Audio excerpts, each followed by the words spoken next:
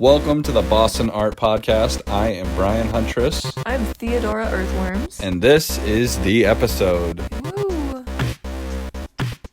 Yeah, I'm recording now. Is that okay if I'm recording now? Sorry, yeah. Well, I grew up in Pembroke, a child of the 50s, and always was just interested in the arts. I have an older sister that was and still is a very good artist. And the thing that always got me when I was little was all the attention that she was getting. You know, someone ever would come over and they want to see what Mary Ann had drawn, and I'm like, I'm over here. Yeah. You know, that kind of thing. So the Vietnam War was going on. My older friend joined the Navy to avoid Vietnam, and he was getting rid of stuff. And he says, here's a camera.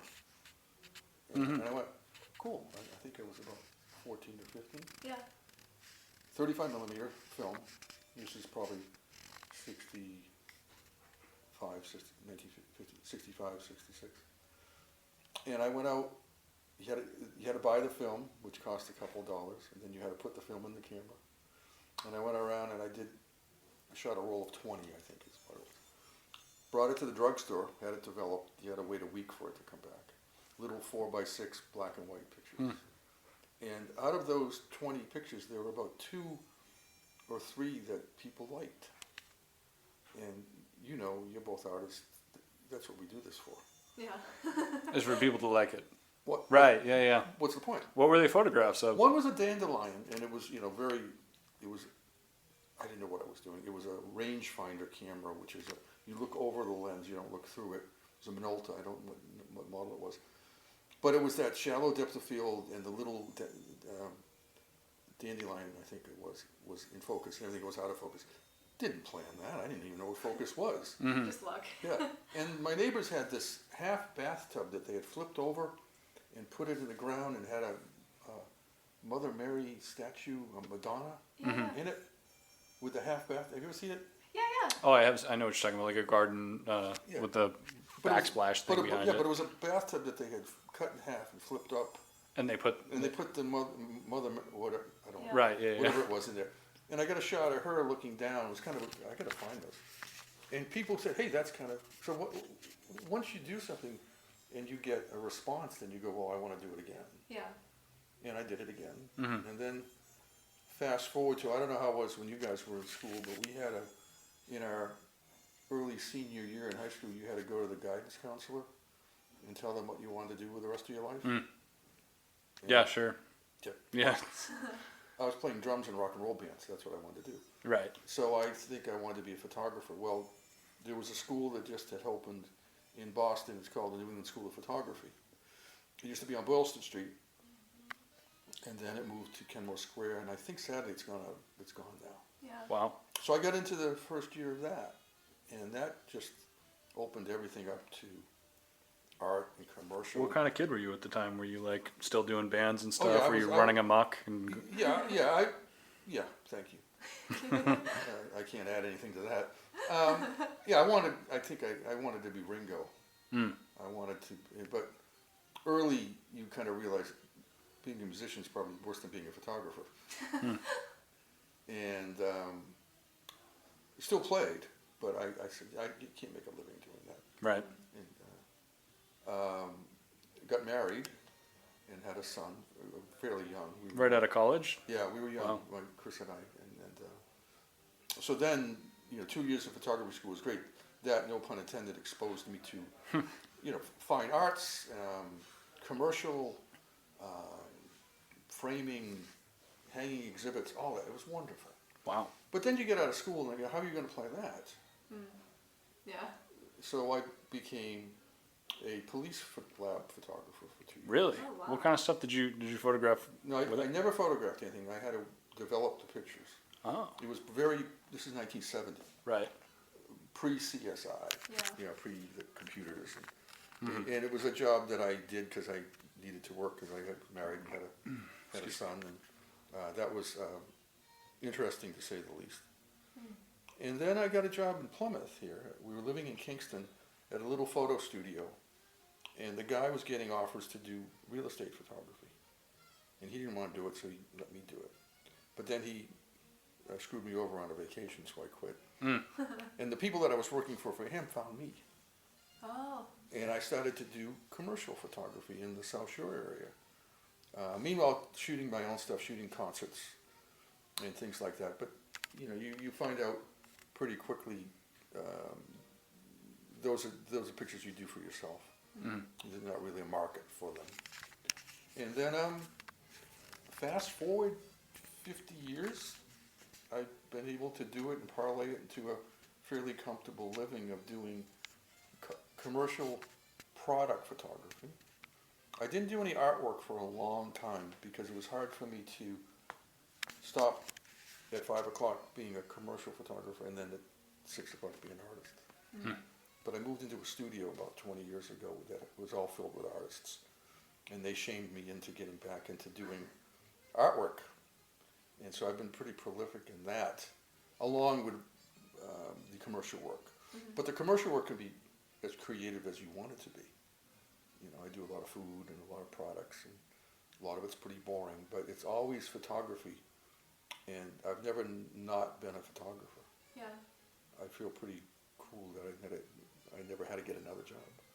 That actually is quite a feat. I'm interested in your time of when you so you got into the photography as a kid with this 35mm camera, and then eventually decided that you were going to go to college. What was that transition like from being a kid in Pembroke with probably not like a huge view of the world, It was wonderful. a lot of perspective? Like, so were you living in Boston? No, I was commuting. Mm-hmm. And, oh yeah, that was just, it was, the thing that we did then, which I don't know if people do it now, is we studied a lot about the history of photography, Mm-hmm. the old masters, Interesting. going back into the 30s and the 40s, and the WPA, where a lot of photographers photographed the Depression, Mm. Yeah. and they were just these iconic photos. And you found out about Walker Evans, Dorothea Lange, Ansel Adams, and you really studied their work and found out about them too, and how they did it. And that just opened my eyes up to the possibilities of doing anything. Going from 35mm in photography school, I started working in large format, which is a 4x5 camera, which is a big bellows camera. You put the cloth over your head. Oh wow. I used that for probably 30 years doing product photography, which is, you know, people think I'm making that up, but that was a great camera. You had But to you take probably needed huge proportions too, because you were probably blowing those up into signs well, or billboards or something, right? to your point, everything was printed then. Right. There was no online. There was, So it needed to be super high resolution. then. and what you're doing, you're making a 4x5 transparency, which is it's a large slide. You know, 35mm slides. We'll blow that up to 4x5 inches. Oh, okay, gotcha. And that's what you were shooting with the 4x5 camera. So if you needed to blow it up to the proportions you're talking about, you had the resolutions with that. Now, you didn't have all the pops and whistles we have now. You had to get it really right. We would take about 2 pictures a day with that camera. You would shoot Polaroids and things like that. And you didn't know any better back then. Mm-hmm. Now you go, geez, this is so, you know, like we did the photo shoot last week. And Right, that was exciting. I think we shot about 150, 200 pictures maybe. Yeah. Right. Now- Would have been like $1,000 in film. Oh, Back yeah, in well, the that would day or have been something. you know 36 exposure roll of film. Do the math, which I'm not good at. Right. And so, and that, yeah, no, that opened my eyes up to product photography. We had a kind of a weird guy that taught that, and the school was leaning towards fine arts, and that was fine. You know, I always kid, you know, go look at a tree for 4 days and then figure out when you're going to photograph it. And I couldn't really get into that too Yeah. much. I liked the 35mm rock. Annie Leibovitz, the Rolling Stone photographer. I wanted her job. And the week I got out of photography school, Life magazine went out of business, and all these great old print magazines disappeared. Just, I don't know what was happening in '72, but and so the photojournalism aspect I liked a lot of people. Well, I used to walk the streets of Boston and get shots of. I remember paying a couple street people $5 to take their picture.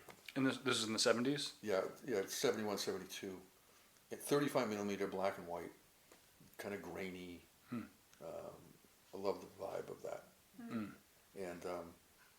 walking around at dusk and dawn and just shooting. But you had to be pretty selective because you only had so many frames. You didn't have the luxury of a memory card with. Yeah, tons of pictures you can just delete. It's like, oh, I'm on 35. You got 36 exposures. I got to make the last one really. And then you develop the film and realize you got nothing, which was always kind of Probably painful. It's a learning process. Right. That was always the thrill of the chase that I always got a kick out of, was not knowing what you had until you developed it. Yeah. And go, well, if you got 2 pictures on a roll of film, 2 good ones, that was a good day. And now it's great now because I can walk around and shoot to my, to content and just realize I didn't have anything, but it didn't cost me anything other than my time. So all that stuff was coming around, but then I had to figure out how to parlay that and be a working photographer. I did a couple weddings. No. I photographed a couple kids. No.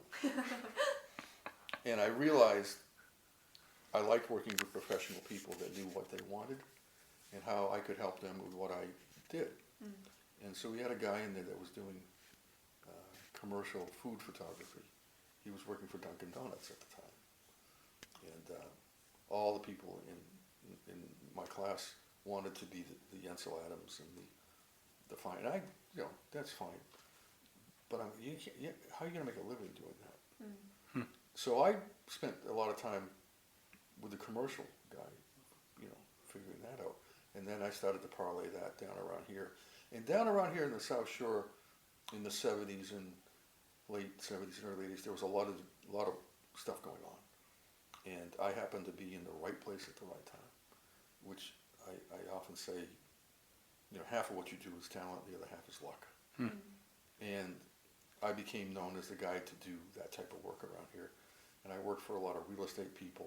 And that's when they were printing annual reports. They were printed in catalogs, which you don't have now. Yeah, not many. And I'd like to say I knew what I was doing. I didn't have a clue. I just happened to be very, very, very lucky.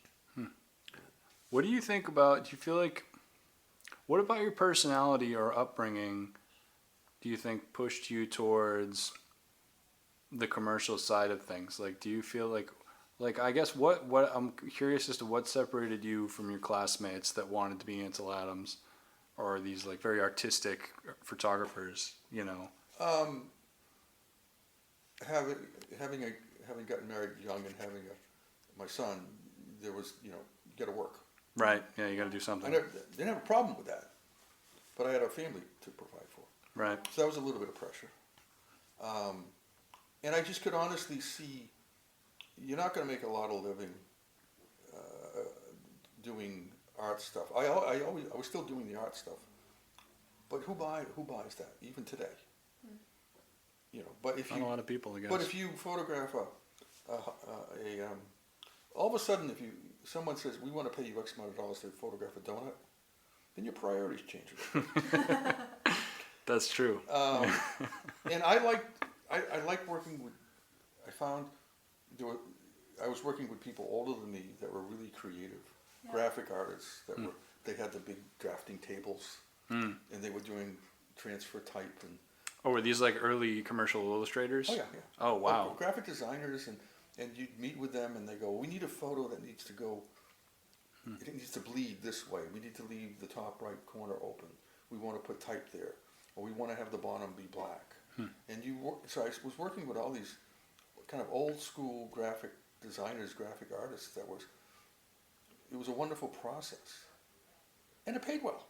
It paid a lot more than selling a print to someone for $50. I never made a lot of money, but I made a comfortable living doing it, and that's motivation. Yeah. And to be able to do that in the circumstances, and then I felt like I could bring my creativity to the donut. I mean, it was always a group kind of thing. Like the company has what they have in mind. The graphic designer comes up with their concept. Then you bring what you have to the table, and out of that you come up with a good product. And then being a capitalist, they sell donuts. They're happy. I'm happy. I never worked with anybody I couldn't, in good conscience, with a product I didn't believe in. I couldn't do that. I was offered a job to photograph the nuclear power plant when it opened Oh, wow. in Plymouth, and I went, well, no, I might want to have more kids. Right. And I just couldn't. And then I've had some other kind of questionable clients call me that I can't get behind this product. I never, donuts don't bother anybody. Yeah. And Pretty innocuous. Yeah, and I did a lot of work for Ocean Cranberry Company, and cranberries are pretty, no one gets. No one gets mad about cranberries. Right. They're probably out there, right? That's true. Sure. Yeah, cranberry hate groups. I'm kind of, it's interesting to connect that to as well is there have been a lot of artists in history that were commercial artists that ended up having a really unique and refined artistic vision because of their work in advertising. Andy Warhol. Exactly. Yeah. That's exactly what I was going to bring up, where he was like one of the most in-demand commercial artists in New York, before his career. Yeah, I'd like to compare myself to Andy Warhol, I would say. I mean, in terms of our career trajectory, that was the path he took. Well, I don't think, I'm being facetious when I say that, but I don't know if Andy Warhol had a clear, I don't know if any Vision of his Yeah, I don't- future, right? maybe, Probably not. Maybe you guys do. I don't think anybody has a clear vision of what they're going to It's blurry, for sure. It's a day at a time. Like today was a good day, tomorrow. Who could say? Well, you know the creative process. It's like I am still somewhat dumbfounded at the age that I'm at that I was able to do what I did on my own terms. Pick and choose who I work for. I had clients like Ocean Spray. I worked for them for over 20 years. As a I never worked for a company. I was always freelance. I had companies. Ocean Spray offered me to come into that, and I didn't want to do that. I was corporate to the point that I could walk away from it. Yeah. I could always show up in jeans and long hair, and they go, he's the photographer. I like that. I've often said the money I saved on haircuts and clothes is a fortune. And they, at the same time, they looked to me for what I could bring to the party. And it's only as creative as you make it. And sometimes you realize maybe you're overstepping your bounds and you're being a little too creative for what it is. Right, because they need something that they're selling. They're selling a product. So I did a lot of industrial work, which is like engineers are very linear. They want it clear, sharp, and focused. They're not looking at shadows. And they go, make this, whatever it is, really look good. So when a lot of the stuff would end up in catalogs, and they want a good, clear photo. So you just put your mind kind of on hold, put on some music, and photograph those. And the thing that I always liked was if they're happy, then I feel like I did a good job. Yeah. And it's the same way when I do my artwork now. I mean, I'm incredibly flattered when people want to buy a print or say they like something. I don't see a lot of difference. Well, the pay scale might be a little different. right, yeah, sure. How do you feel like your creative work differs in terms of the commercial stuff is more about kind of getting the end product that you need for that job, but what kind of lens do you feel like you apply to the creative work? I've gone through different things. I always kind of shy away from what everybody else is doing, just because they've done it. Or if I'm going to do that, I want to make it my own. Yeah. So I started doing some landscapes a while back, and they're okay. I like the studio work, but it's whatever kind of grabs me. Yeah. I'm always, when I'm driving the car, I'm always looking. I go, oh geez, I got to remember, I got to go back and that little alleyway or that tree or something, or the time of day. I've never tried to pigeonhole myself in that because it's whatever strikes you at the moment. Yeah. Then you go after that, and maybe it doesn't work. Maybe what you saw didn't translate to what you thought. I always say for every 20 photos, maybe I get one. And that's a good turnaround for me. Or maybe you don't get any. So I've never, when you look around the studio here, I've tried to do different things. Or it's kind of fun to photograph something that people have seen for years, but they didn't see it the way I photographed it. And so I've been walking around Plymouth for forever, and a lot of people go, geez, where was that? Yeah. And so down by the library. And they go, I never saw that little alleyway. And I go, maybe you should go walk Yeah. and look at that. So I just did a shot at the tabletop because we're in a new studio I moved into a couple months ago. And they did a shot the other day of two little vases. It's over there. And I kind of liked it. The first person you want to please is yourself. The next one is my wife, because she's my biggest critic, and my kids. And I have a granddaughter now.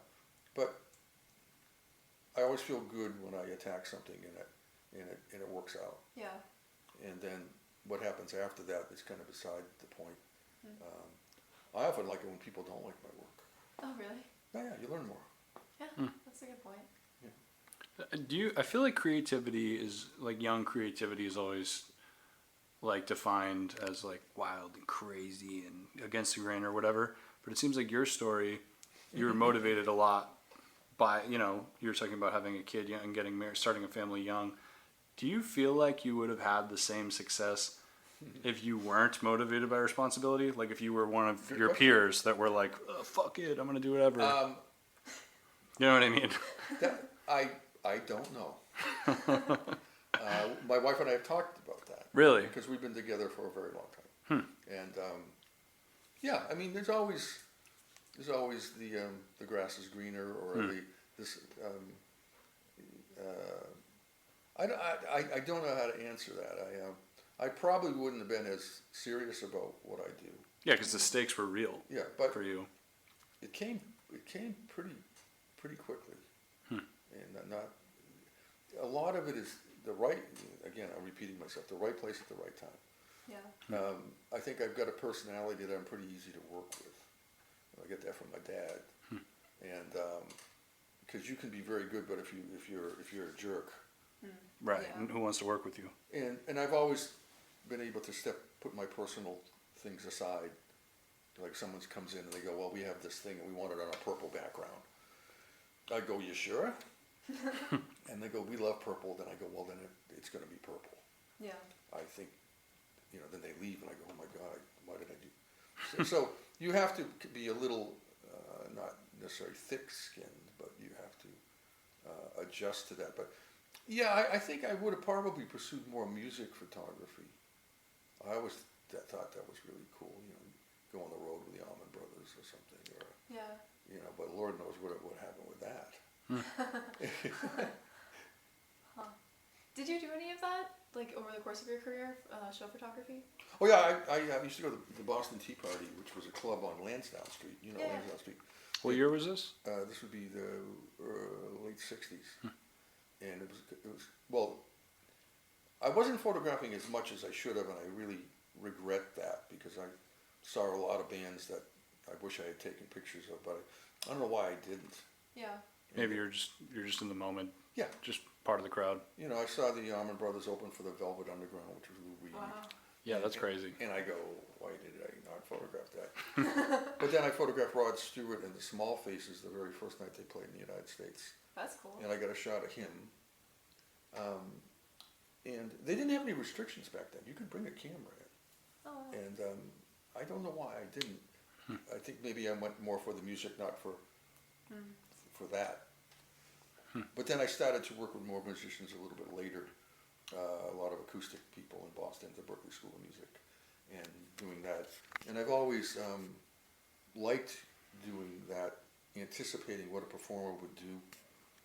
And a lot of times if a performer does something, the odds are they're going to do it again. And anticipate that. And I played the guitar a little bit, and I think I got the mind of a musician to a degree. So it's always fun to do that, like to get that shot with somebody's arm up, or that moment where they're just belting it out, and that kind of thing. So yeah, I still would like to do that, but it's just so restrictive now with concerts. People won't let you do anything. I wonder if it's because of like how easy it is to distribute photos, versus back then it's like, what were you gonna Oh, put posters up all over town Yeah, yeah. and expose the act. what happened? There's a great documentary, I know if you can get it on, by Jim Marshall, who's a San Francisco photographer. He was at the Fillmore right when the Dead were coming out, and the Allman Brothers and all those bands, and he had carte blanche to do whatever he wanted, and even backstage. But there was a certain respect. There were things you didn't photograph, Oh, right, yeah. and he respected that. And then he said around 1970, the performers started saying, "Oh, you can photograph the first 2 or 3 songs, and then you can first photograph the first 2 or 3 songs, but then we want to see everything you've done." Yeah. And that's when he said, I'm not going to do that. And so there was a lot of that, just a kind of Wild West kind of thing that was kind of cool, and music was exciting, and concerts were exciting, and that kind of thing. But I don't know. I mean, you can count on one hand of the photographers that have done very well with that. So, With show photography. yeah, Yeah, and that's true. You know, I mean, I got this shot here of Dwight Yoakam that I did at Berkeley a couple of years ago, and he doesn't need it. Interesting. Yeah, because there is kind of like a documentarian element to that where it's just like a scarcity value, right? Where it's like if you had some rare depiction that you had the rights to, you could probably license the shit out of it. Mm-hmm. But if it's a picture of Stevie Nicks looking exactly like among the millions of them or something. Well, it's kind of what I find kind of, I don't know if the word is it ironic that you can go in with your phone and you can videotape a whole concert. Yeah. Yeah, But take the shittiest video But I can't ever. bring, but I can't bring my camera in. Yeah. Right, it's an interesting thing. That's like a lot of people will say that, like, if you go to a museum or something, they'll say you can photograph whatever you want unless it's for commercial use. If it's for commercial use, then you cannot, or something like that. But Well, I think it's just that it's all dictated now by business. It's like a lot of musicians would be flattered if they got a really good shot, and maybe you'd give it to them. But now it's the bottom line. Like, what are you going to do with that? Yeah. Are you going Right. to license? Like, are you going to license that Stevie Nicks photo and sell it online? But when you go to a show, what's everybody doing? They got their hand up, I know. and I don't. I find that I think it was Chrissy Hines about 3 or 4 years ago was playing the Orpheum in Boston, and she came out in the first song, and she stopped the first song, and she said, "Either you guys put the phones away, or I'm not going to play." She says, "We're here in the moment, enjoy it, but if you keep all those up, I'm not going to play." And I think I have so many vivid memories of the concerts I went to. I can see them even today, 40, 50 years later. Of somebody, I'm a big guitar freak, and I remember people changing guitars. There's a Les Paul, there's a Telly, and I'm going crazy. I don't know why people feel like they have to do that Yeah. and make a 30-minute handheld video of someone when sit back and enjoy it, and and remember it and talk about it, Yeah. instead of want to see what I did. Yeah. But you can't bring it in a really nice camera and take pictures. That's the thing that I find kind of weird. I wonder if that has anything to do with, like, your perspective on that, the fact that you learned your craft in the beginning with scarcity. Like, versus now somebody learning to photograph, or even if they just do it casually, there is no limit to the amount of photos. Like, I have like 3,000 photos on my phone right now. Yeah. I mean, they're probably not like great photos, they're just random shit that I did. Yeah. But Yeah. you had what would you say, 36 Well, no. or something? The funny thing is, back then you could buy a roll of 24 exposures for I think $1.50, $2, or you could buy a roll of 36. And man, if you got a roll of 36, you were golden. And you kind of paced yourself. Again, you didn't know any better. And you got to 34 exposures, and a couple more songs was left in a concert or something, and you go, I got 2 left. I hope something doesn't explode. But you always got by with it. You always censored yourself. I think when we had talked about getting together today, what I was thinking about was there's just so much of everything now, and it's just a lot for I'm talking about music, photography, everything. Back then it was a little more selective. It wasn't. There's a certain feeling that I get now, there's a little sensory overload. Like I noticed someone the other day was posting something they did in Plymouth, and they posted 130 pictures. That's too many. Yeah.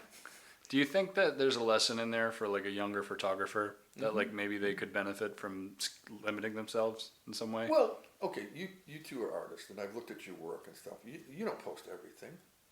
Yeah, definitely not. There's definitely a lot I don't post. No, and out of those 130 pictures that someone posted, how many of them were really good? Yeah. 20? 10? That's great. But when you start to look at the oversaturation of things, like it's how many channels we have to watch on TV, how many streaming music things we can do, that kind of thing. And I find it dilutes a lot of good work because it's so much stuff. And one thing that I think, and I'm thinking about getting involved in this a little bit, doing a little workshop here, it's the editing process. Okay, you got 130 pictures. Great. But take your time, go through them.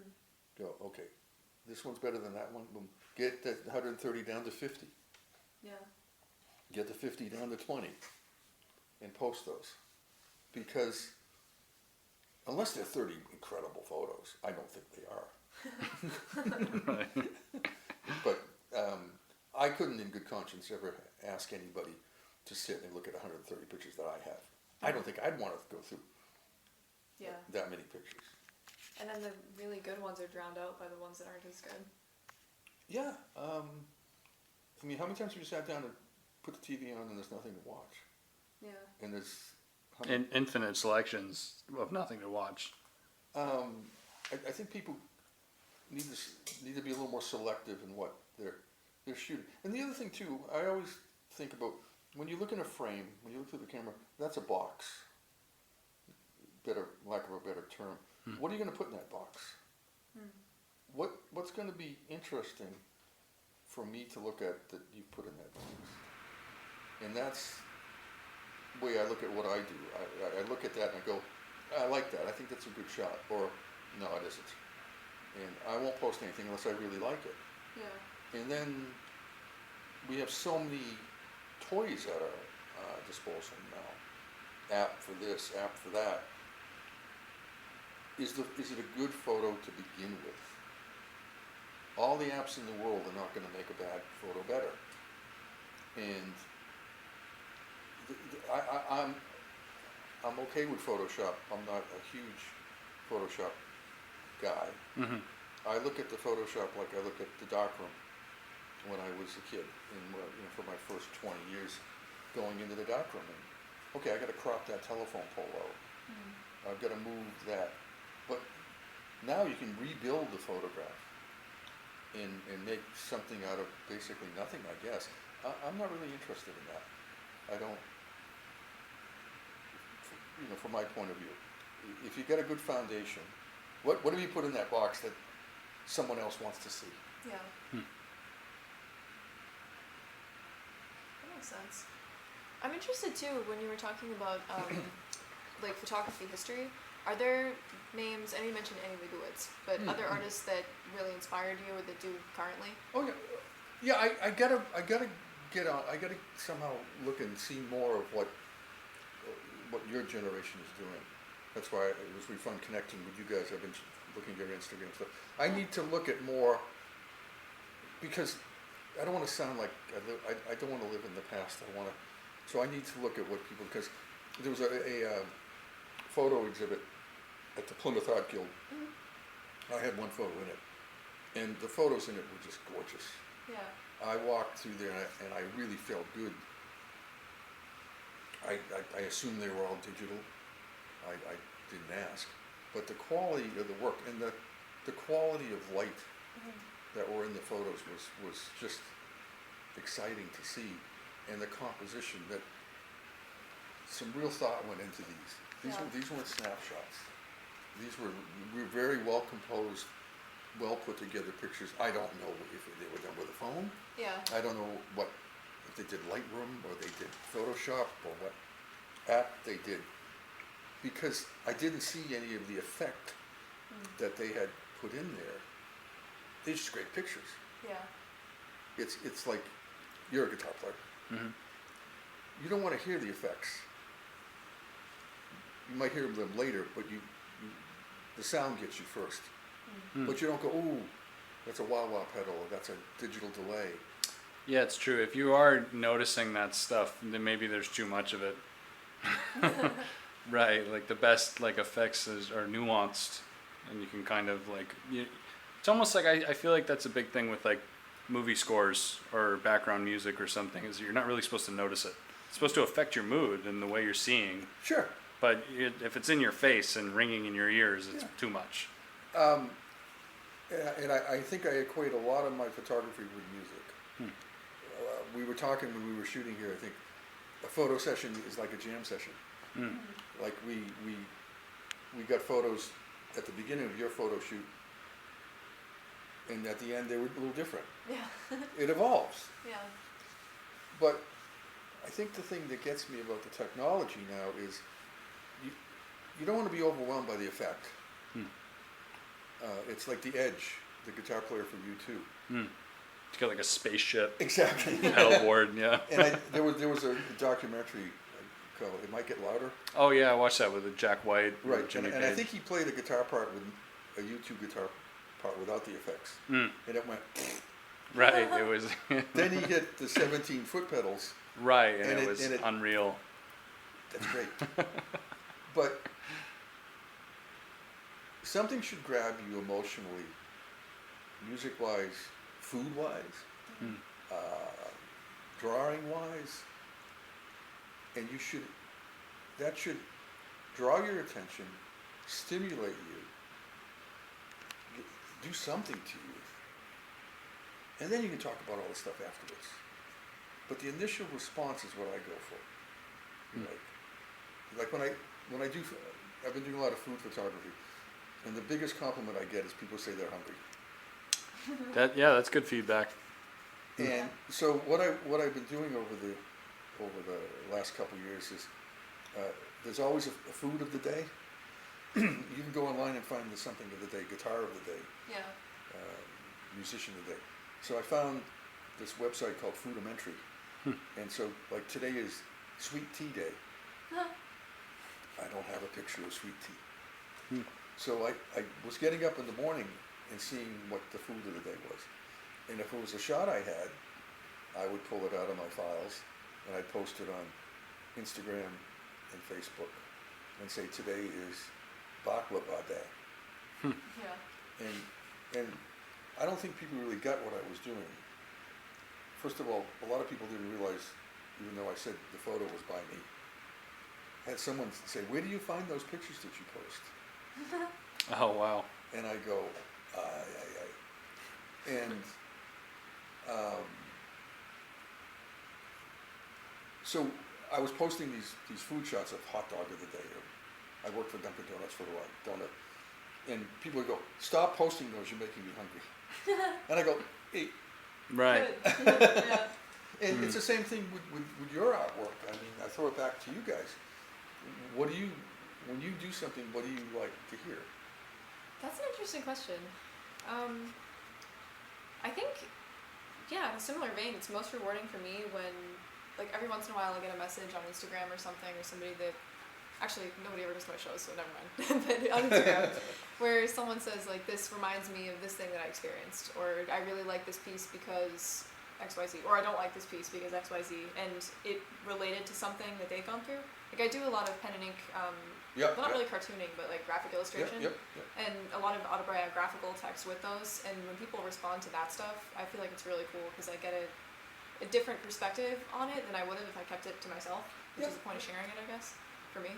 Yeah, So. I mean, as much as I'm not a big fan of, I know someone said Facebook is dwindling, I don't know. But I got a really good feeling when I would get up in the morning and I'd find a shot of the baklava. Yeah. First of all, it would take me an hour to find it. And then I would find it and I would post it. And then throughout the day, people would go, "That's great, I love that." I go, it's like, it's a little entertainment, it's a little, and, I mean, I've got food shots going back almost 30 years. Yeah.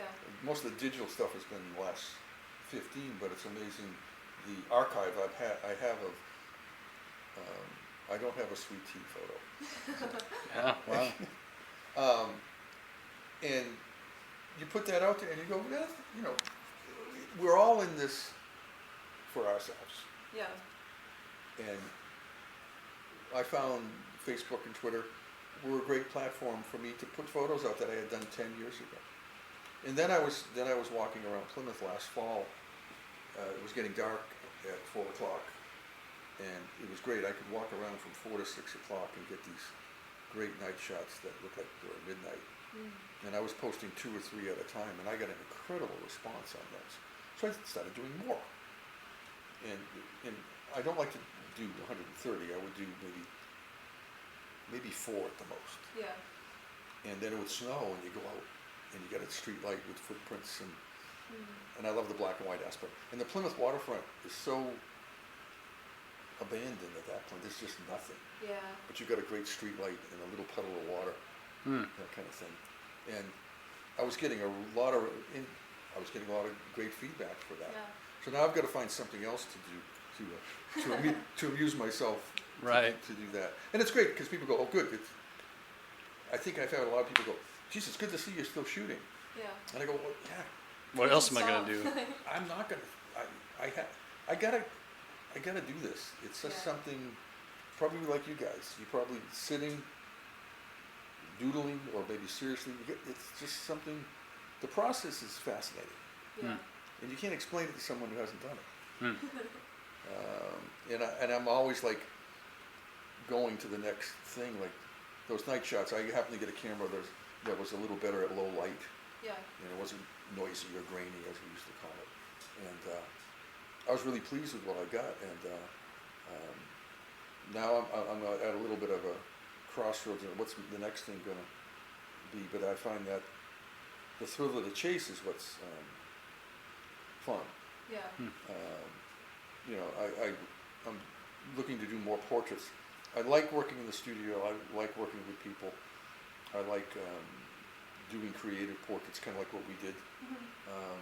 So I'm looking to do that because I've got a great spot to do it in, and I've got all this equipment that I have, and so I'm a little at a crossroads now of, I don't want to say reinventing myself, but it's probably like when you guys go into a different,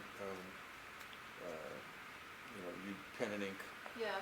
or watercolors or whatever, then you start getting into scratch boards or. Yeah.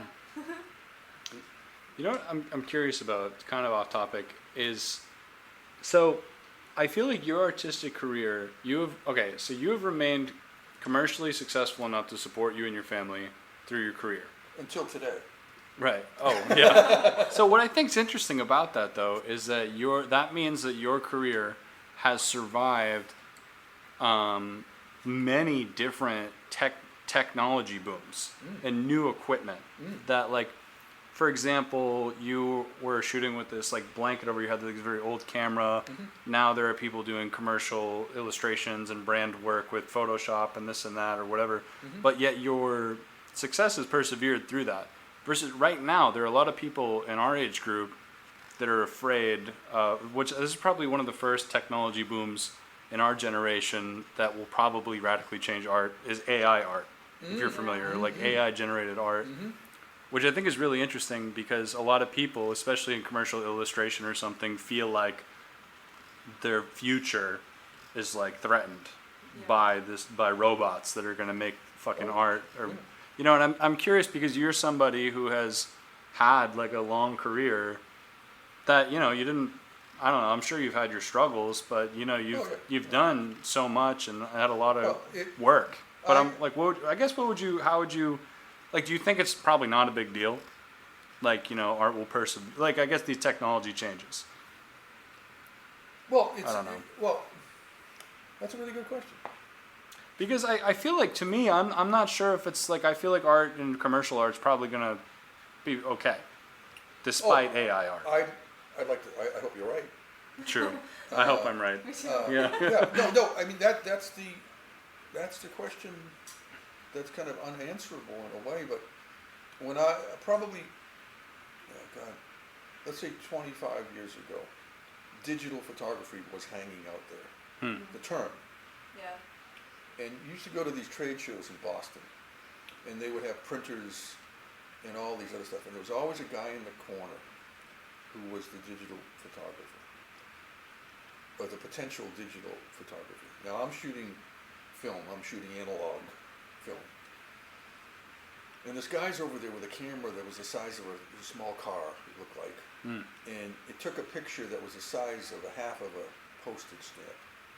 You know, what are we talking about? Megapixels now. Yeah. It was probably one, or a half of one. And the poor guy's over there, no one's talking to him. It's like, that's not going to happen.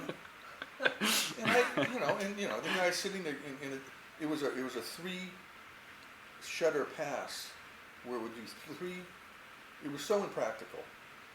It just couldn't work for what I was doing, what everyone was doing at the time, which was film. 5 years later, boom, it's there. Yeah. The technology went up and the price came down. So my clients dictated to me, Ocean Spray and Bread and Circus, Whole Foods, that I needed to go digital. And I went, so I reluctantly, I did. And I went, this is pretty cool. Luckily I was in a building with people like your age who helped me do it. And it got better and more affordable. And so my commercial work dictated that, and I did it. Then I said, how can I satisfy my ego as an artist and see if I can do photos that I like, artsy fartsy with the digital thing. And I did. So the two worlds collided. So you're right, I've been through, in the 50 odd years, of a lot of economic problems. Like in the 90s, interest rates went up, and I was doing a lot of high-end, I was photographing $1 million homes, which were a lot. Now $1 million home now is nothing back then. Right. And the real estate market crashed, so I lost that work. But then Ocean Spray said, can you photograph some food for us? Boom, boom, boom. And then, so I've been through those ups and downs. But the digital thing is interesting, that it's just cut a lot of people off at the knees.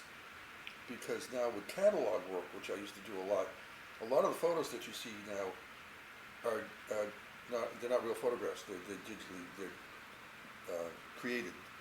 Like digital renderings? Yes, that's what. Yeah. Okay. I mean, I was doing a pen catalog for about 20 years. Every November, I had to photograph pens, Oh wow. and they would put names on them, and they came up with these. Well, now that's all digital generated. So I'm at another crossroads now to try to find out What's up with what I this? can do. Now, your generation, I don't know what to think you guys can do, because I don't know what people are doing. It seems like art departments, do they even exist? And if they do, it's Oh, you mean like a creative department at an ad there's probably place? one guy in Right. the corner, like Yeah. like the digital photography guy. Yeah, nobody even knows what he's doing. Yeah, it's Everyone's like, he just makes the stuff. We Yeah. don't know. Yeah, so not only, so I think you're looking at what I've been looking at, Yeah. and I don't want to sound facetious, but I've never really taken this terribly serious Right. Okay. because of what I get paid to do. Yeah. Yeah. I just go, I'm a really lucky bastard. But now you guys are so much younger than me. You know, what is out there? What? And there's always someone now. I was very lucky. There wasn't a lot of people doing what I was doing at the time. There were other photographers, obviously not as good as me. But now there's so many people doing everything Yeah. and doing it for nothing. So you guys are at an interesting point in your careers of like, you know, your work is important. Your work is valuable. You should be compensated for it. Yeah. And I don't see a lot of that across the boards. Yeah, it's really it's a very weird landscape because one thing that people chase more than anything is attention, where it's like the person with the most eyeballs on them comes out on top every time, regardless of if they're mediocre or if it's garbage, and people basically are spending all their time figuring out what gets people to stay on their phones. Because like if you're making a bunch of content on Instagram, the app wants you to keep people on the app. So if your content makes people stay on that app, that's what You get boosted. like you're serving like this faceless digital deity that's like, feed me, like, and you just keep making it and keep people on their phones. Good luck with that. I don't know. Right. That seems, I painted a dark picture of it, I guess, but it's kind of the picture. It goes back to what I was saying before. There's just so much of everything. Yeah. And you want a piece of that. Well, how do you get that piece of that? I don't know. Well, an interesting thing too that I've heard from some people that I've been playing with this idea recently is the concept that if there's 3 shows happening on the same night and one of them's $10 and the other 2 are free, you're gonna go to the one that's $10. It's probably not bullshit. But who set that price and who's actually at the show if you don't know? Like people will go to the one where they have to pay because it seems like it's more important. That's interesting. Yeah, that's Right. Yeah. Yeah, it's like you could have your products photographed by a product photographer, or you could have like your guy. your friend's son do don't it, even go there. right, or something for free. Yeah. No, I know a guy.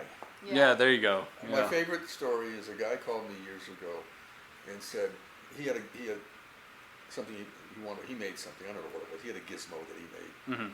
And I said, he said, I went on your website, and I said, yeah, that's what I do. And he said, well, I got a guy that'll do it for free. And I said, excuse me? He said, yeah, but he's not as good as you. There you go. And I went, okay, and I told him what my rates were, which was more than free. Right. And he goes, but this other guy will do it for free. And I said, well, good luck with that. And I hung up with him. Yeah. I mean, I didn't mean to be rude, but I'm not going to get anywhere with you. Yeah. You know, it's like going into a restaurant and ordering your dinner and not paying for it. I mean, Yeah, saying, well, I can go to the food pantry. but because everything has become so accessible, which I think is great. I don't want to be a Debbie Downer, but it's just there's so many things at your disposal. Like the thing I like about you two is you're doing stuff on paper, pen and ink, and charcoal or pencil. Yeah. That's old school. Mhm. That's great. You know, I really like that because that's where that's organic. And then maybe you digitize it. I don't know what you do with it. Like I know I just gave you a lot of photos that you're gonna have Oh yeah. so much fun with. Mm. That's gravy. Yeah. That's fun. And you know, so you take one of your like the drawing you did today. I think. Oop, excuse me. That must be a big job coming in. You just did a family thing quick today on Instagram. Oh, I do time lapse drawings. Yeah. Yeah. So you know, it seems like your stuff, both of you, your work starts out very organic. Yeah. Then you've got the great tools to be able to put it in the computer. Right. Yeah. I And- mean, and- yeah. But you've got the basic foundation of what you did. And I Yeah. guess, and I have a tendency to repeat myself, that's what gets me is you got to have a good foundation. Yeah. And then all these other things that just, well, there's no video. Oh, yeah. You know, like, I know Photoshop to a point, but I use a fraction of it. Yeah. It doesn't interest me. You know, I've seen pictures where people are taking the sky from one picture, their kids from another thing, and they put it all together. The photo still sucks. Right. Yeah. And, you know, to take, like, for instance, the portraits that we did a couple weeks ago, you take my digital photo and you just rip it apart. Yeah. That's cool. That's great. That's great. That's fun. So I know I'm kind of getting off the point here a little bit. No, it's okay. No, but you're right. Things are moving so quickly now, Yeah. and so the price of everything has come down so much. Everything's so much kind of devalued in a way. Mm. Yeah. I don't think a lot of artists get a lot of respect anymore. Yeah. And it's the same thing with music. There's so much music out there. Is any of it really any good? And you cherry Maybe pick. not. You cherry pick a song that you hear, you don't really even know who it is. Hmm. And then you buy their album and go, boy, the only good thing on it was that song I heard. Yeah. You know, the rest of the album, not so good. Right. Because it's so easy to make an album now. It's so easy to record and to, you know. And to distribute it, it's kind of a blessing and a curse to the art world because because some people that would never have been able to put something in the world, maybe they're like this hidden amazing talent, you know, that can throw it out there and be discovered. Good point. But there's also, you know, like a shit waterfall Yeah. of like never ending stuff being uploaded. Well, you who know? was it? And I won't name any performer, but someone had a song and they had 19 people listed as songwriters. Oh wow, And then you go back that's to the pop industry. And then you go back to, you know, Lennon and McCartney, and again, you know, I don't want to dwell on the past, but like Bohemian Rhapsody was written by Freddie Mercury, and Mhm. 4 guys played on it. Hmm. Yeah. And that's a pretty amazing piece of work. Yeah. Certainly. Now you get another piece of work. 19 guys wrote that? It's crazy. And the other thing I find too, I don't know how you guys feel about it, but I think a lot of people your age now are looking back at the older work. Yeah. I think I heard something like 70% of Spotify is older music. Oh wow. Huh. That's interesting. You know, and I when they say that, I would assume, you know, classic rock. I don't know what that means. Yeah. Yeah, classic of probably all genres. Yeah, Yeah, and classic and- R&B, whatever. and that's why when you asked me who influenced me, everyone did. Yeah. I mean, those old photos taken with these old funky cameras back in the 30s and the 40s. No artificial light. Just Yeah. they knew how to place the subject and the time of the day and, Mm. Well, and you know, that- composition.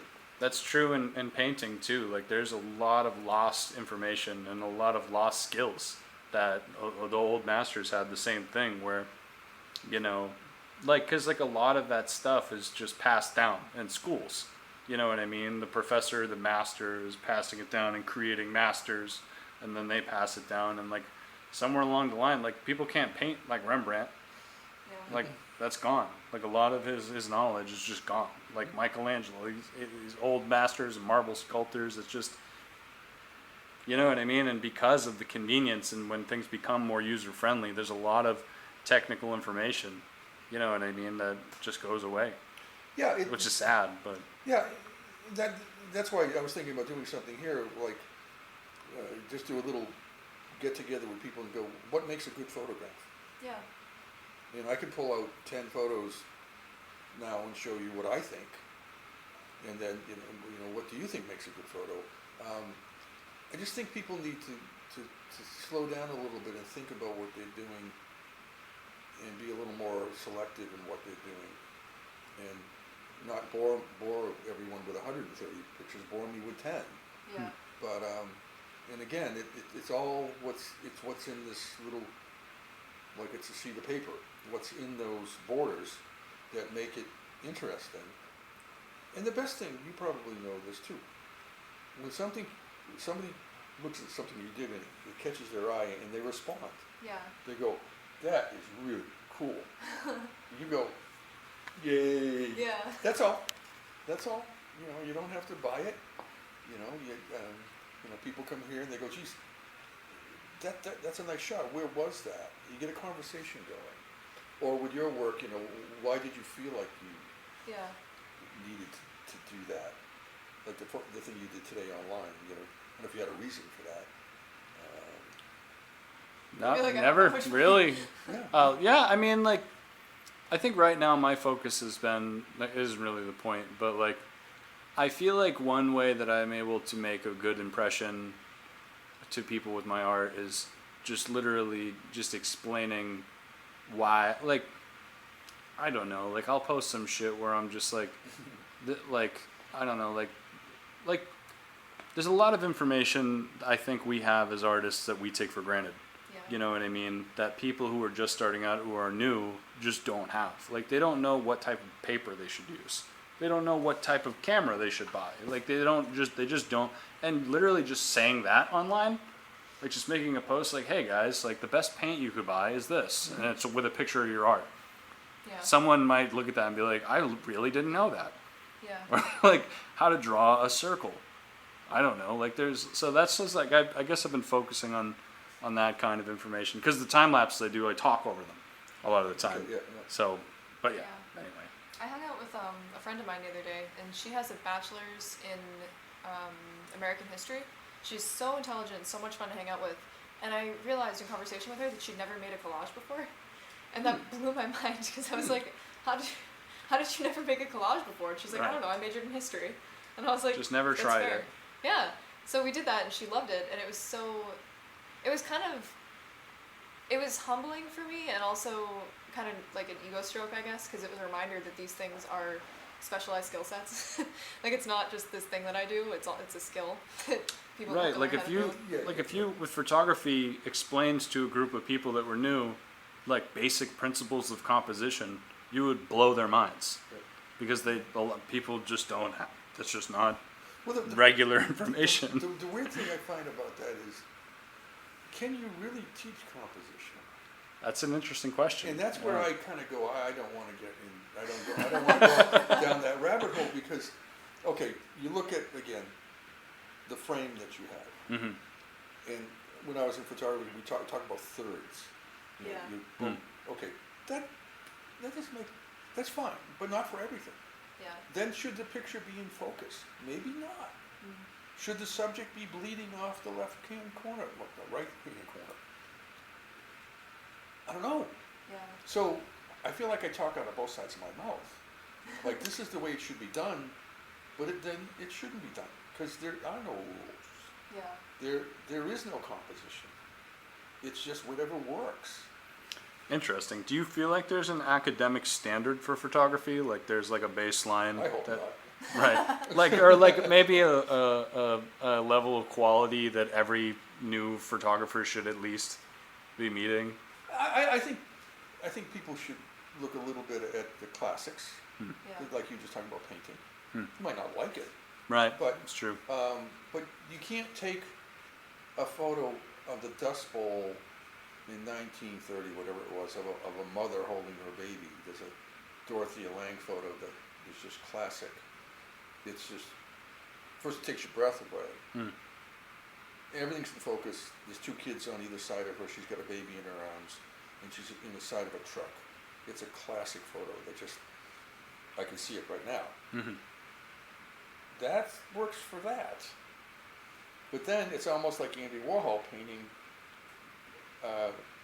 Campbell soup cans. Is that art? You know, so when you say place the subject of your photo in the middle, no, you might want to put it off center to throw people off balance. Right. Yeah. You might want to have not everything in focus right from the beginning. You want to have shallow focus. So that's when I start going, well, what am I going to teach? I just talk myself out of what I'm going to do. Yeah. That's actually that's a good I point. mean, you play the guitar. Uh-huh. So you have a guitar and it's tuned to regular tuning. I remember years ago someone, have you ever tried alternate tunings? And I go, what are you talking about? Drop D, dadgad. We talked about that Right. the other day. Then there's all these other open. Your head explodes. Too much. Yeah, it's like too But your much head should information. explode. Right. Yeah. Yeah. Good point. And then, so say, okay, this is this, this is that, make it your own. Don't, I've always gone out of my way of trying not to do what I've seen done before. I probably have, Yeah. but, and that's it. And if you like it, and it moves you, you've done a good job. Throw it out there and see what happens. But to say this is, the subject should be in the middle, and you should have, 2/3 on either side. It's just, with my product photography, that really held true. Right. You really couldn't get too wacky when you're photographing asparagus. So then all of a sudden you go, I tell people, when you take pictures, go down on your knees or go up high, because everyone kind of takes a picture from their standing point of view, Yeah. which is whatever that vision is, peripheral vision. Well, go down, or turn the camera, or fool with the camera. Like, don't shoot verticals all the time. Shoot horizontals. Or if you see something, maybe if you're looking at an alleyway, maybe not shoot the alleyway straight on. Maybe get over it and get the brick wall coming in a little bit. If that worked, that's not going to work for every photo. Yeah. That you can't say that this is going to work for everything, because it's not. And that's what I find incredibly fascinating. That's why I'm still not bored with photography, because I still feel like the best photos I have are coming up. Yeah. And when you, at my age, when you do something pretty new, that's pretty cool. I can't say I do it all the time, but I go, yeah, I still got it. or that really sucked. Yeah. But see, it's the thrill of the chase. It's starting something and finishing it. And even if it doesn't work, you tried. And if it does work, like I say, when I've had people come up to me and say, I don't really care for that photo. I love that. You're totally wrong, but tell me why. Yeah. Because if you just, I have a real aversion to pictures of flowers. I don't get it. Right. Yeah. We say that about boat paintings, Oh, boat pictures.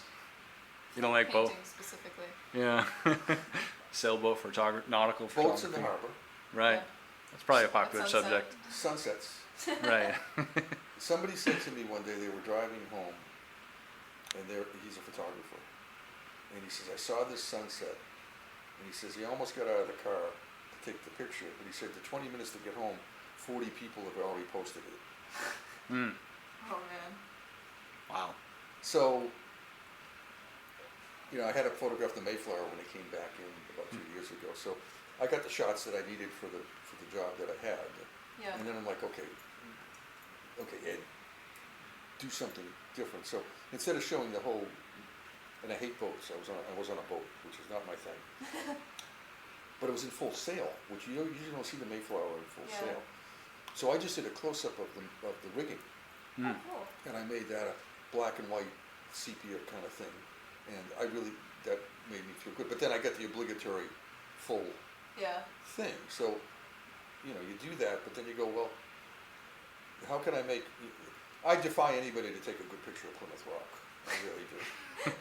And if they can, I'd like to see it. Yeah. Right. So if you can reinvent the wheel a little bit and make it a little different twist, like, yeah, I never really looked at it that way. Yeah. Or that's I never looked at baklava that way. Because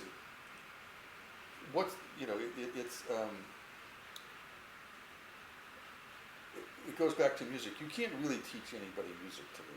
You can teach them the chords, the fingering and stuff, but a lot of it comes from your heart. Yeah. And that's where I look at any kind of art. I know people that are incredibly skilled, but there's not a lot of emotion in their work. Yeah. It's good work. And then there's other people that they don't have a clue what they're doing, and it's brilliant. Yeah, that's definitely true. That's like such an elusive thing to talk about, but I think that there is kind of like an artistic soul that like just exists in some weird abstract way. Well, it's something like, I don't want to sound like hokey when I say this, but when people talk about AI being a threat to the art community, I feel like that's the piece that's missing, is like what unites all these different mediums or bodies of work or like approaches to composition in someone's portfolio is that consistent voice throughout. And if you're like, computer generated images can only go so far. Like, they might fill like a commercial need, but I don't know. I feel like that kind of emotional resonance isn't something that you can have without that artist's specific like vibe, I guess. You know what I mean? No, I know exactly what you mean. Yeah. My son is a huge Marvel comic, and I watch those movies, and they're incredible. Yeah. And it's a blurred line now of what you're seeing. Yeah, It's so that's true. CGI, and It's definitely gotten way more advanced than that's it the used same to be. thing with digital photography, with digital art. Yeah. It's blurring, but when you lose that little bit of human element, that's where you kind of lose me a little bit. Yeah. It gets a little cold, gets kind of compressed, kind of fabricated, and you know, you want some of that old grease Yeah. and dirt kind of Right. thing, because you know, that goes back to, you know, recording analog. You know, all my friends say, you know, analog is warm, and analog, Oh, God, and yeah. then digital is cold. It's true. Yeah, no, But I you feel can, that. but you can marry the two and get something out of that. But I do think we're on a very fast track of like, what the heck is real anymore? What the heck is, Yeah. you know, when I look at, you know, I personally avoid my phone, but I've seen some incredible work on a phone. Just like, if someone has a real sense of what they're doing, the pictures on phones are amazing. And every phone that comes out, I'll probably have another one this fall, I'm sure. You know, it makes coffee, it's an AM, FM radio, Right. it tunes your car up, it's, Right. but it's only as good as the person behind it. That's true. That's a good point. I mean, like, people can buy the most expensive music equipment available and be terrible. I got Like the friends, equipment, yeah. I got friends that have done that. Right, yeah. The equipment does not do it for you. Yeah. And then You know? then you hear something and you go, God, that's cool. And you find out the guy did it on a cassette deck in his basement. Yeah. Yeah, absolutely, right. And you, I don't know about a cassette deck anymore, I don't know. Some people, Yeah. yeah. Yeah, and you know what, there's always somebody coming around doing that again. Mhm. Yeah. There's always an acoustic revival, you know, people are playing more acoustic guitars, I don't know. Mhm. I feel like there's always an analog revival. Yeah. Yeah, But it never really gets to the point that it used to be, you know. Yeah. Although I did hear someone referring to an LP as a licorice pizza. That's funny. I had never heard that before. that'd be a good album name. It's just a, Licorice Pizza LP. I just, I have a huge vinyl collection. Mm-hmm. I've never heard that term until yesterday. I haven't heard it till and today. I go, you know what this is? It's a licorice pizza. And I put that out to you. I think that's a great term. That's very funny. Yeah. Oh man. No, it's an exciting time to be doing what we're all doing. I mean, even what we're doing now with the little handheld gizmo that you have there, Mm. it's fun. It's fun, and it's a short ride, and you just want to have fun with it, and hopefully, not that you want to enlighten people. I mean, but if you can just give people a little bump. Like I have one photo a friend of mine bought, and she says, I get up, I put it next to my bed, and I get up every morning and I see it and I love it. Oh, that's nice. Yeah, more than you could hope for. Yeah. You know, and or I went to one friend who collected a lot of my stuff, and I'm looking around the house. Where are they? They're all in his bathroom. Because everyone goes to the bathroom. That's smart. Interesting. So I go in and all my stuff is around his bathroom. Yeah. So, you know, really, what are we doing and why are we doing it? Yeah. We don't have enough time to talk about that. I don't know. I know, as far as these recordings go and interviews with artists and people, like, you know, some people listen to them, you know, but like, I think that these might have an importance that might outlive us, you know what I mean? Because we'll all die one day, but if these What? are, right, if these are, Do you know something I don't know? but if these, you know, recordings are archived, you know what I mean? Like, somebody might be more, you know, curious about what we have to say now, you know, in the distant future, Yeah. you know? Yeah. So- Yeah. No, I mean, don't forsake the past and embrace the future. You know, again, you know, not everything was great when I was younger, but there was some cool stuff. Mm. And that's why I find it kind of weird how the Beatles don't go away. Interesting. Yeah. And, well, there's a reason they did some pretty good work. And generations upon generations keep finding the Beatles, like the Get Back thing that came out last year. It's like every 3 or 4 years, there they are again. Yeah. I loved the Beatles when I was a kid. It wasn't even because of my parents either. They don't even listen Well, to it's the Beatles. funny. My son's a very good drummer, a good musician, and all his friends used to hang out at our house because I was playing music all the time. And someone came in, they said something about, they didn't like the Beatles. And they go, don't tell Jason's dad that, that's me. Look at the Beatles. You might not like them. You might not like Elvis. You might not like Buddy Holly or the Grateful Dead. But, look at them, listen to them, draw your own conclusion. Say, okay, they suck, okay, at least you listen to them. Yeah. It bothers me when people go, I don't like that. I go, what do you know about it? I just don't like it. Yeah. Well, what do you mean you don't like it? Give it a try. Being a food photographer, I've sampled everything. And boy, I don't have to have that again. I was doing a shoot for Whole Food Bread and Circus up in Gloucester, and they had a caviar tasting thing going on while I was shooting the fish market stuff. And they invited me, and I don't need to have caviar again. I tried it. Yeah. And, it's frickin' fish eggs. There you go. And that was enough. And I just kind of went, but I know that now. Yeah. And I think that's the thing. If I could have a 15-year-old kid who wants to be a photographer now, I'd sit them down and show them those 15 or 20 timeless photos and just show them and go, what do you think of that? Yeah. Do you like it? What, and then I can talk about the technique of how it was done. It was done with film. There was no light and that kind of thing. But look at it and enjoy it and learn from it and go from there. Yeah. Yeah. I feel like we talked about before how there's the freshman year art school mentality of churning through really being into P.A. Mondrian, Frida Kahlo, Andy Warhol, the big names. Yeah. But it's such an important thing to do because if you're somebody that is I don't want to make art like any of these people, I'm not going to look into it. You're going to do any ideas that you have, you could be accelerating your process by looking into what's already been done. You hit it right in the head. Yeah. Don't overthink this. Yeah. But don't forsake the past. You look at Warhol's stuff, and I think he was the biggest kind of charlatan in the world. But I think that's cool. Yeah. Right. He made the Campbell soup can and sold one, and he said, well, if I make two, and then he made the whole 30 different flavors. Yeah, a lot of them. And I don't think a lot of people saw the humor in Andy Warhol's work. Yeah. The thing that bothered me with a lot of those contemporary artists, they were taking photographs that someone else had done and putting their artwork on top of that. Right. That kind of always bothered me a little bit. Like the Marilyn Monroe, the celebrity series he did. Yeah, yeah. Someone took that shot of Marilyn Monroe. He didn't do that. And that kind of leaves her with that. But Frida and there's just so many people.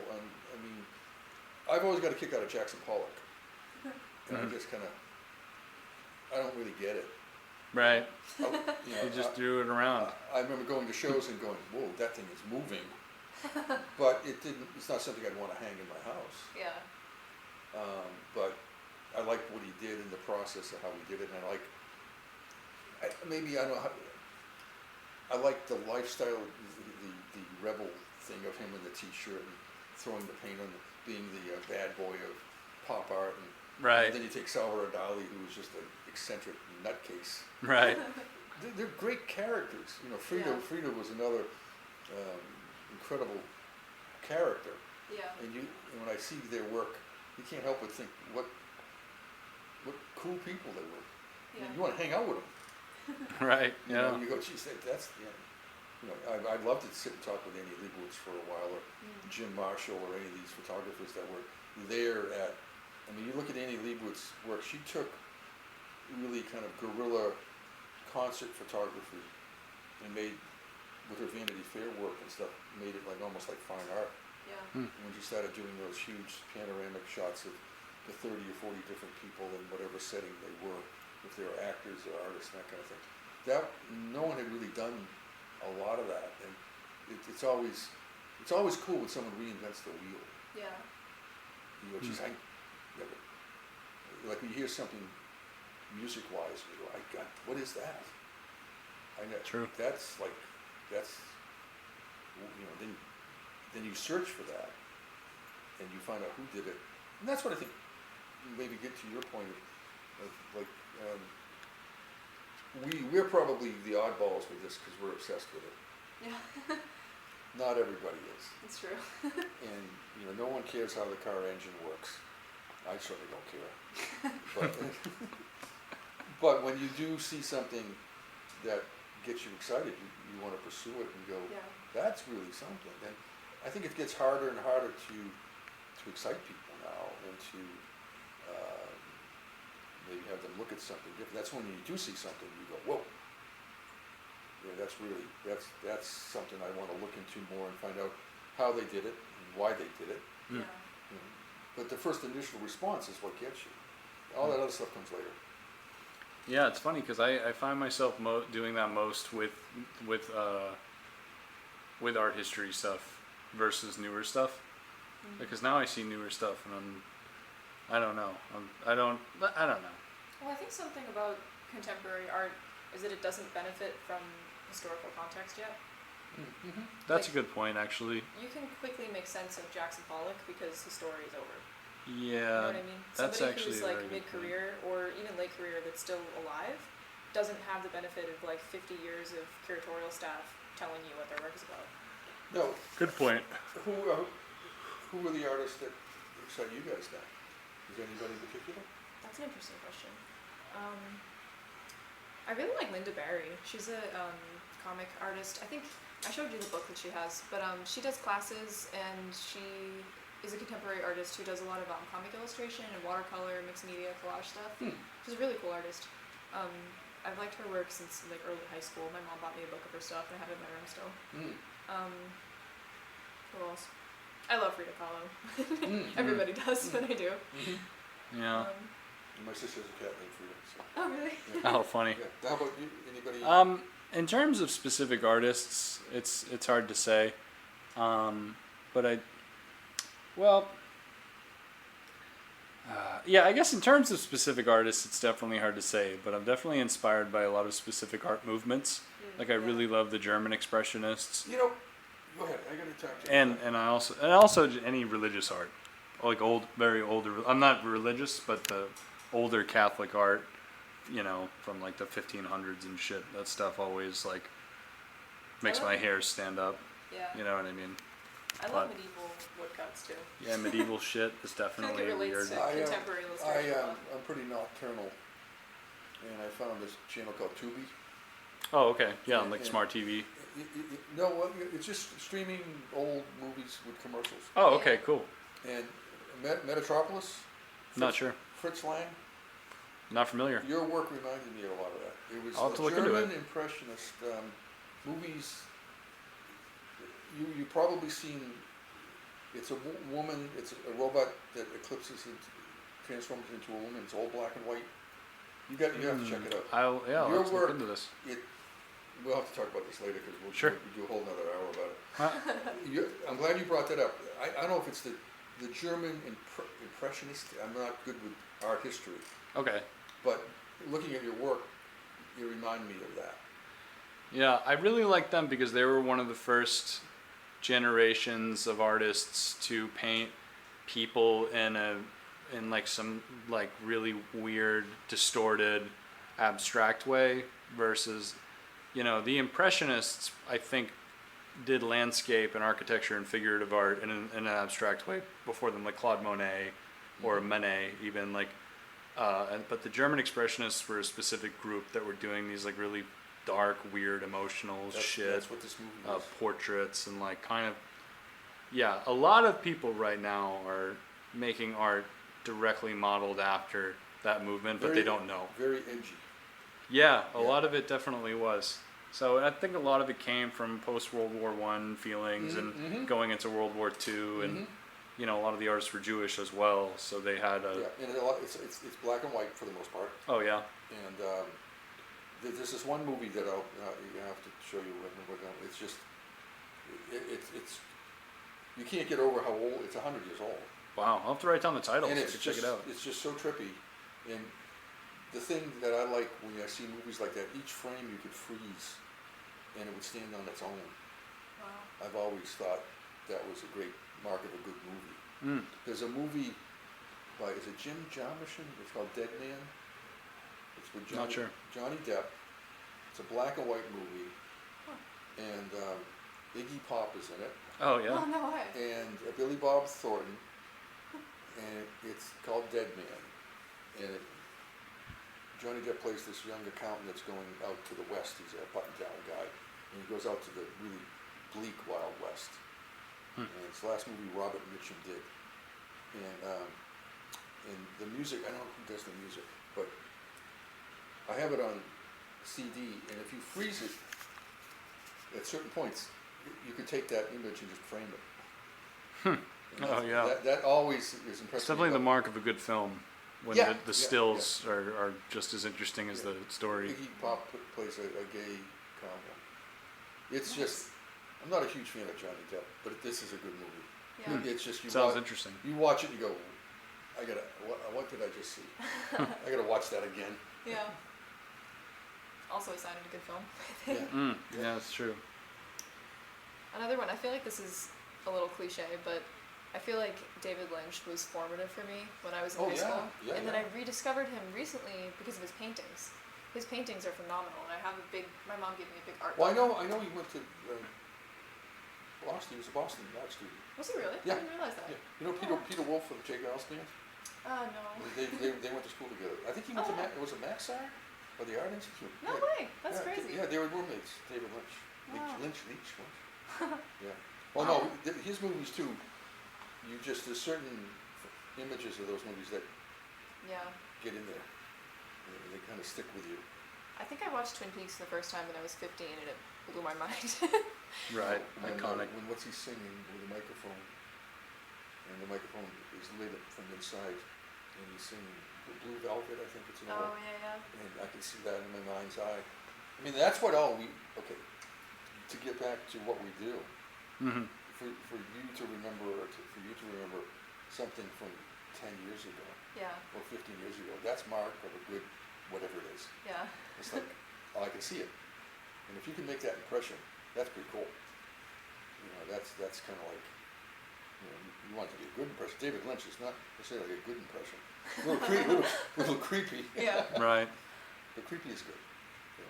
He had some really interesting painting techniques he has a bunch of really big, I think they're acrylic paintings that had like a mixed media element, and the character Bob he's in Twin Peaks by name, I don't think it's the same guy, but just the sort of entity of this like cursed spirit person, is a repeated character in a bunch of his paintings that are just standalone fine art pieces, but they have text on them. It's usually typewriter text, like mixed media collage, and really thick application of paint with like thick gel medium, with like black backgrounds, really weird line work. It was really cool, and it was seeing those things in this art book that I still have. I keep it next to my bed actually, but it really kind of kicked me from. I was doing a lot of realism stuff in like late high school, early college, or like portfolio stuff, and that started me on mixed media and like thicker application and kind of messier painting and line work, which led to sort of more graphic illustration now. So that was definitely pivotal. It's a little embarrassing. No, David Lynch, but it's like, Well-respected filmmaker.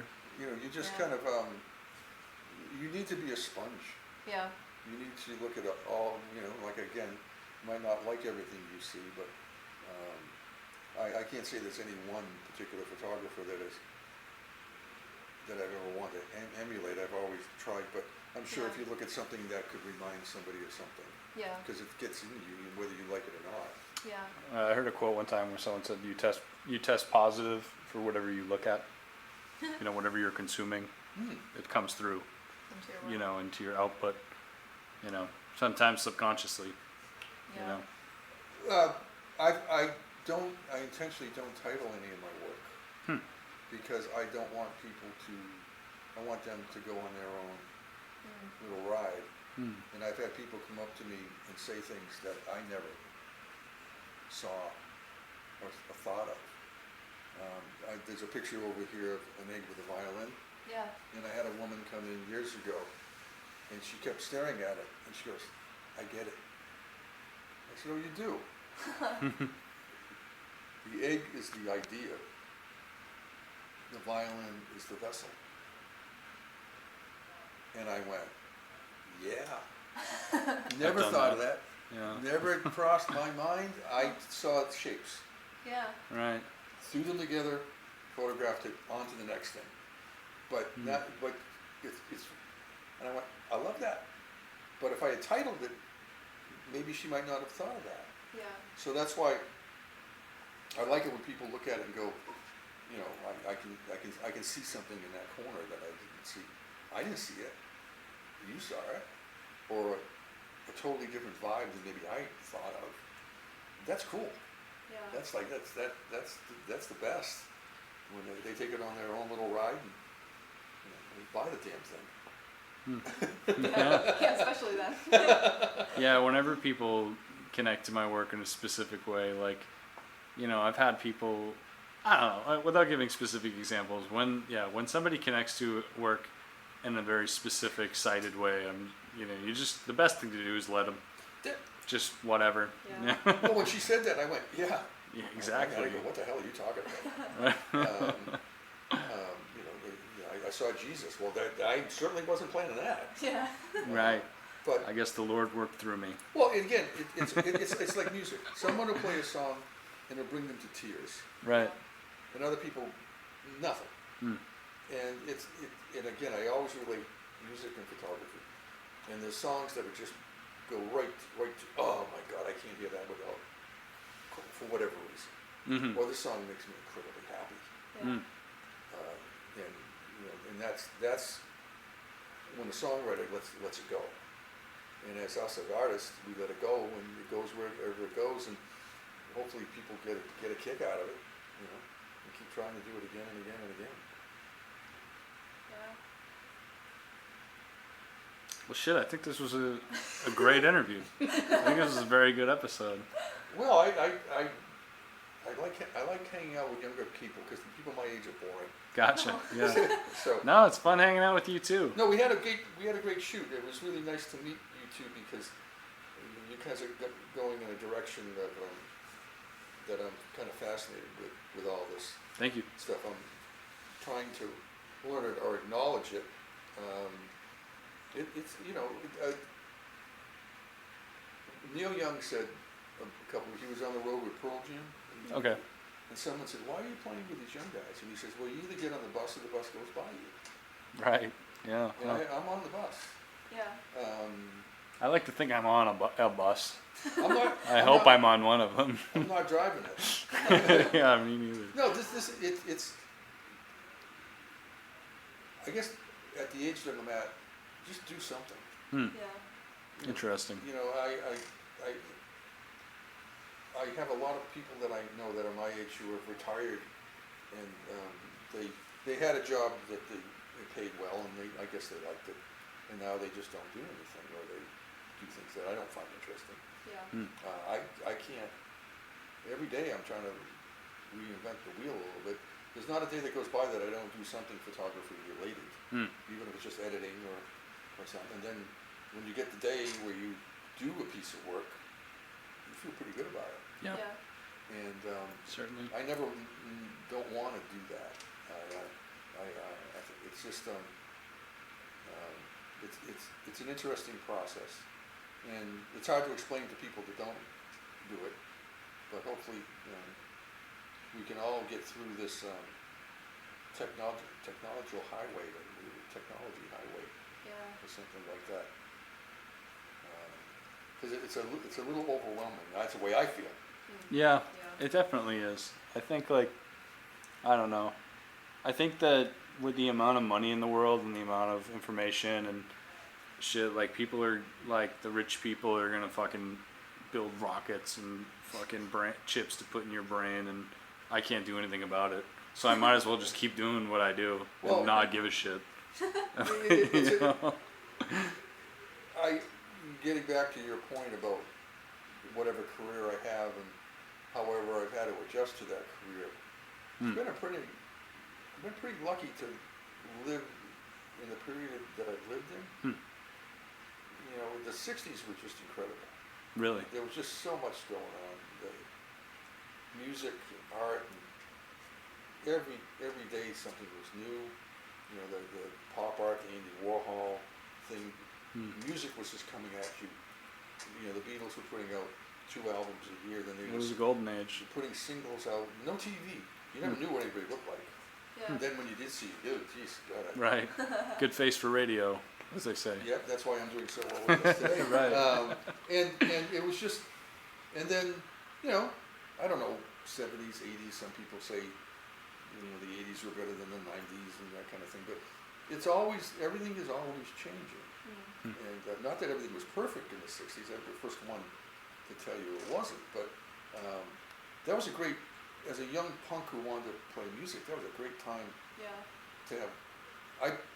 I'm left-handed, so I couldn't get a guitar. They didn't have them then, Yeah. so I played the drums. Well, no one was playing drums. I was the drummer, and we would get together in the garage and just bang it out, and we were terrible. But again, it was that process, Yeah. and then just, you know, maybe you could play a high school dance, Yeah. and you got paid $50. Right. I like this. This is good. Yeah. And then you know, you get old, you have a family, and then just look at the formats of music that we've all. I mean, I started with vinyl, and then went to cassettes. I never got into 8-tracks. I could never understand 8-tracks. And then got into CDs, and now I don't know what it is now. You know, Spotify, Yeah. that kind of thing. The 50 years that I've worked of like you see, the technology, the economy, people's tastes, that kind of thing, changes and go, and you roll with it, and you come out the other end, and look at the next thing that's in front of you, and deal with it or ignore it, or both. Yeah. Well, damn, I think that's a good place to leave it. Done. This has been wonderful. Thank you so Oh, much for no. coming on the show. Oh, well, I've been looking forward to this. I hope I didn't Yeah. ramble too much. But No, That's the cool. rambling's the best thing to do. Yeah. So it's usually a problem if the person doesn't ramble. Well, my wife said, don't ramble too much and don't be the old guy on the front porch that says everything sucks. Yelling at the old man yells at the cloud. I don't want to be a Debbie Downer because there's some great stuff going on. Yeah. You got to look for it. Huh. You really got to look for it. And when people tell me my age that, oh, there's no good music, no, there is. There's some Yeah. really good, and there's some great artists, you guys included, great photography, great food. I mean, look at the way we eat now.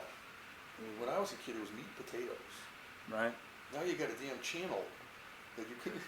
Teaching you how to cook that right, yeah. And you know, I didn't know what curry was when I was a kid or anything like that. I mean, we have everything now at our disposal. I mean, pick and choose it, and it's all good. You know, certain things suck. Certain things always sucked. Yeah. It's true. Maybe they suck in the morning. Maybe. I won't argue with you there, yeah. But thank you guys. I really appreciate it. No, for sure. Thank you so much. Awesome. I guess I'll shut this off now. Boston Art Podcast is an independent DIY production by Brian Huntress and Theodora Earthworms. The information contained in this episode represents the views and opinions of the original creators or our guests, and does not represent any institution, organization, or business. Find us on Instagram at Boston Art Podcast, and tune in for a new episode every Friday. Thank you for listening.